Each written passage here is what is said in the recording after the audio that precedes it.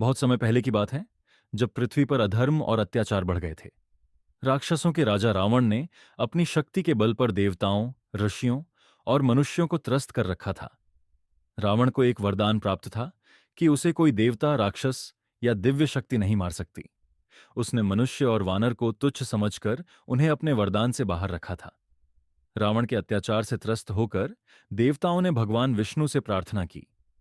भगवान विष्णु ने उनकी प्रार्थना स्वीकार की और कहा, मैं एक साधारण मनुष्य के रूप में जन्म लेकर रावण का अंत करूंगा और पृथ्वी पर धर्म की स्थापना करूंगा।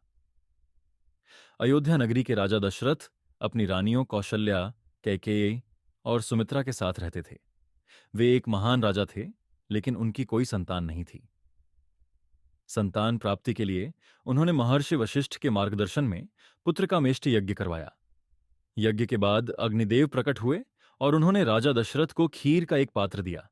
उन्होंने कहा, इस खीर को अपनी रानियों में बांट दो, इससे तुम्हें उत्तम संतान प्राप्त होगी। राजा दशरथ ने खीर को अपनी तीनों रानियों में बांटा। कौशल्या को खीर का प्रमुख भाग मिला और भगवान विष्णु ने उनके गर्भ से राम के रूप में जन्म लिया। कैकेयी के गर्भ से भरत का जन्म हुआ और सुमित्रा के गर्भ से लक्ष्मण और शत्रुघ्न ने जन्म लिया। चैत्र मास की शुक्ल पक्ष की नवमी तिथि को पुनर्वसु नक्षत्र में कर्क लग्न के समय भगवान राम का जन्म हुआ। उनके जन्म के साथ ही अयोध्या नगरी आनंद और उल्लास से भर गई। राजा दशरथ और उनकी प्रजा ने समझा कि यह कोई साधारण बालक नहीं, बल्कि स्वयं धर्म और मर्यादा के प्रतीक बनकर आए हैं।